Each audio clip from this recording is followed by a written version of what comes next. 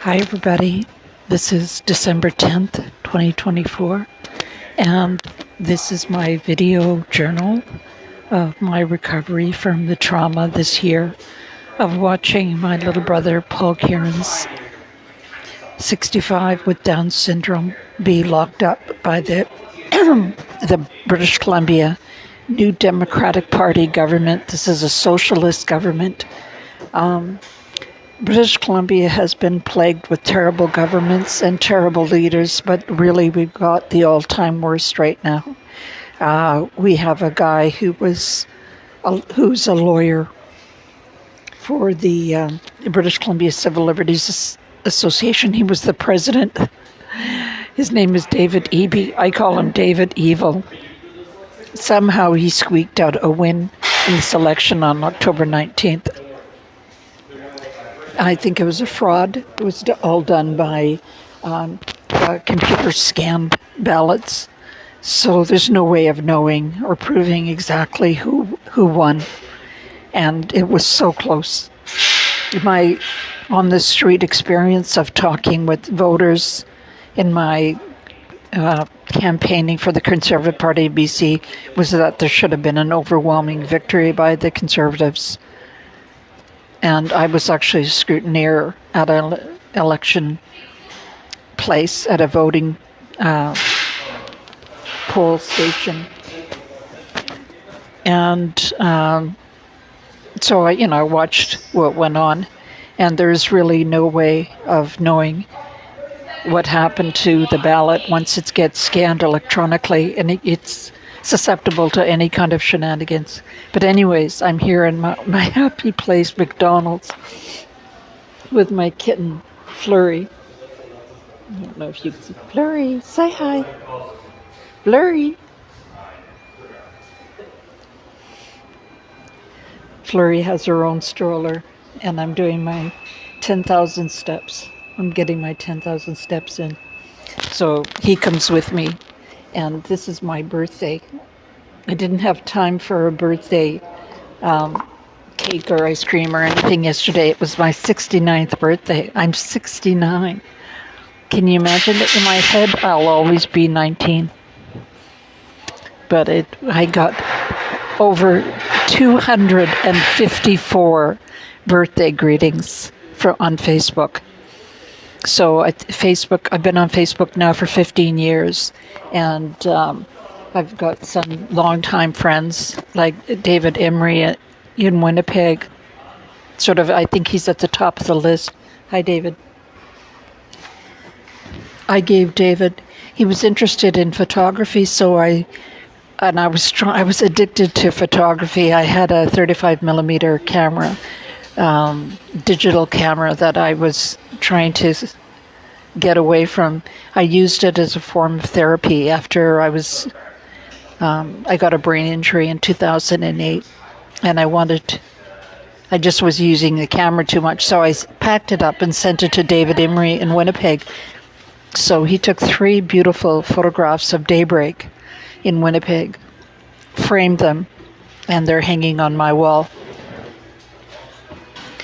Anyways, so I've been posting these videos to document my journey from the horror of watching my little brother, my last relative from my family, our big family in Greater Vancouver, be locked up by this horrific government for 588 days. It was just nightmarish. 13 kilometers from where I live. And then I watched him be killed.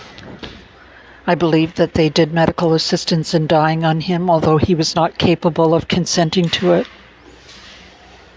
Right before my eyes, I watched them take away his ventilator, his catheter, his intravenous, and sedate him to death. Right before my eyes, I was allowed a 10-minute visit once a day at Burnaby General Hospital. although I had written reports from 2 experts saying that there was no problem with me visiting with him and I should be able to visit with him at will. It was just a nightmare. So I'm trying to create a world where that no one else, all I can do now, Paul's gone. All I can do is try and reform the world, or reform British Columbia, so that this evil government is never allowed to do that again. So I just wanted to thank everyone for all your wonderful birthday wishes. I just felt so love bombed. I guess that's the best way to put it. But I want to remind you that I had set up a GoFundMe account to pay for the expert reports. And I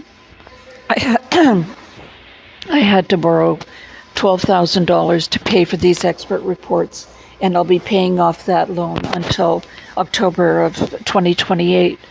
So please continue to, and the fight is not, it's only starting. My sisters, really with the BC government's backing, my sister sued me to have me declared a vexatious litigant to take away the little bit of legal rights that I have left. So I won't be able to defend myself, and I won't be able to sue her for wrongful death for my brother's killing. So I had to fight this designation of vexatious litigant. I've had to appeal a decision. So it's hard to explain, but I hope you can follow. So after my brother died, they set down this hearing. Like, it wasn't enough that I had to watch my brother die in front of my eyes after him being locked up for 588 days. They had to drag me into court for a 5-day trial to have me declared a vexatious litigant. And at the beginning, the judge said, well, why is this going to take 5 days? And my sister's evil lawyer, Casey Deanshaw, said, oh, well, because Kathleen's got a heart condition and she can't be at court for longer than 2 hours a day. And so the judge, her name is Judith Hoffman. She said, she looked like everything was, she had a certain outcome. She wanted to find me a vexatious litigant. So she wanted to believe that was a lie. And so she said, oh, can I see proof of that? So I showed her the medical certificate from my family doctor and the letter from my cardiologist saying that I suffer from a potentially life-threatening cardiac condition and I can't be in court for longer than 2 hours a day.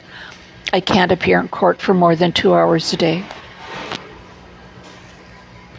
And so the second day at 12 o'clock, I stood up and I said, my time is up. It's been 2 hours. And she said, well, can't you just sit in the gallery? She was hell-bent for leather. She had those documents in front of her. She had my sister's lawyers. If you're a lawyer, you'll understand this, and maybe if you're not a lawyer, you will.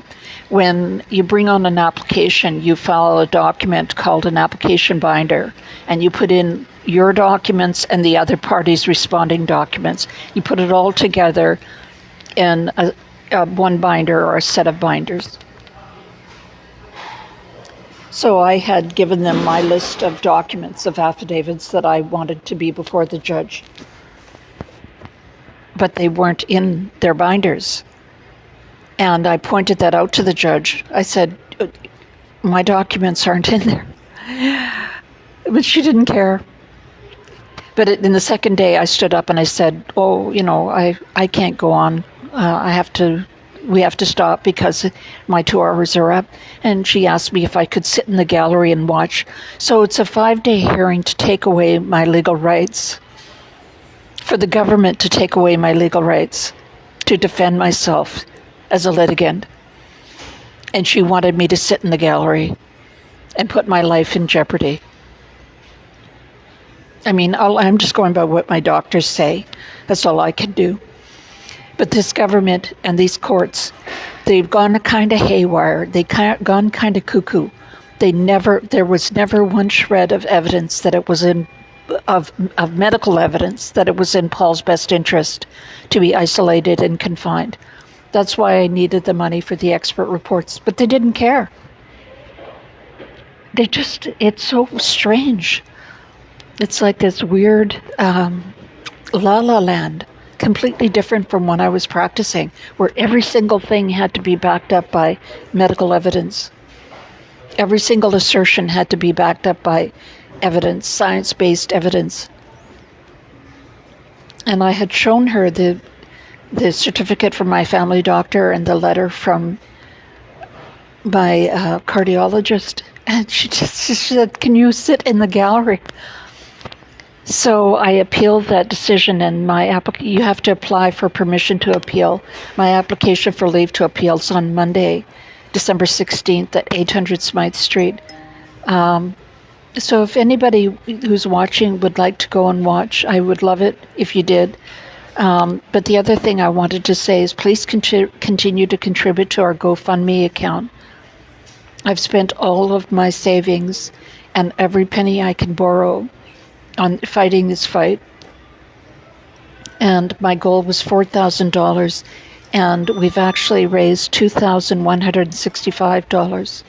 So if you want to contribute to the GoFundMe account, our GoFundMe account, to pay for legal expenses like filing fees, when you swear an affidavit, that costs $40.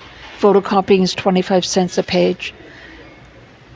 So if you want to contribute to our legal expenses, just click on the GoFundMe link that I'll put in the description box for this video.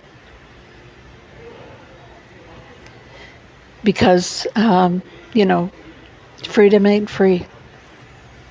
Anyways, happy birthday to me, and thank you everybody for all your wonderful birthday wishes. And as I said, for my birthday wish, please click on that GoFundMe link and contribute to our GoFundMe account. It really gives me it helps buoy me up and gives me the strength to go on. Take care, everybody. I love you all.